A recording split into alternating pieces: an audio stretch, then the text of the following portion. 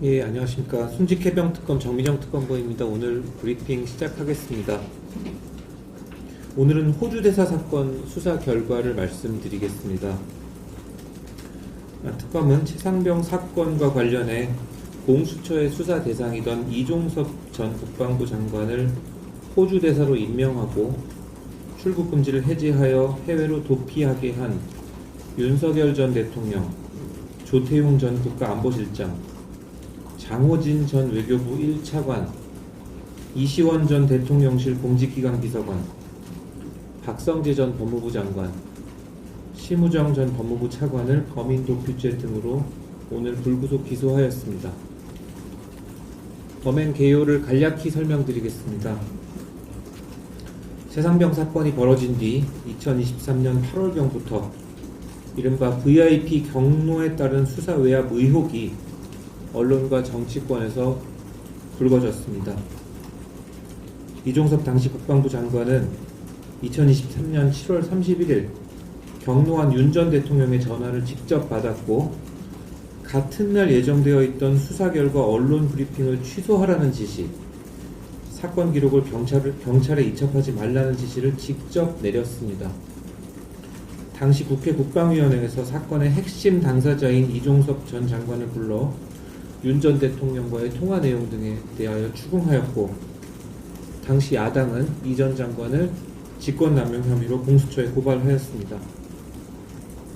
의혹이 증폭되는 상황이 지속되면서 결국 이종섭 전 장관은 2023년 9월 장관직에서 물러납니다. 이러한 상황에서 피고인 윤석열은 이종섭 전 장관에 대한 공수처 수사가 대통령 본인과 대통령실에까지 확대되지 않도록 하기 위해 이종섭을 호주 대사로 보내기 위한 절차에 나섰습니다.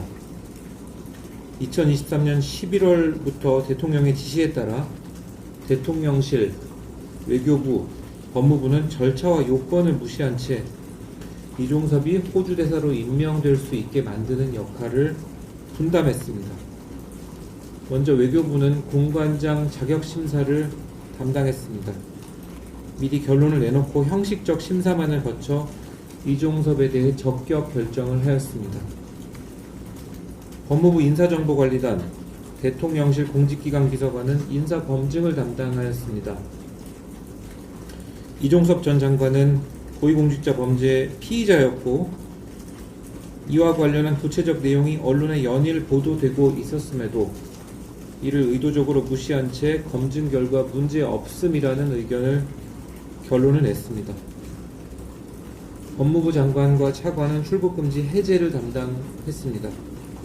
이종섭 전 장관은 수사 대상으로서 출국금지가 된 상태였는데 법무부는 수사기관인 공수처의 반대 의견에도 불구하고 출국금지 심의위원회 개최 전 출국금지 해제 결론을 내놓고 이를 의결하였습니다.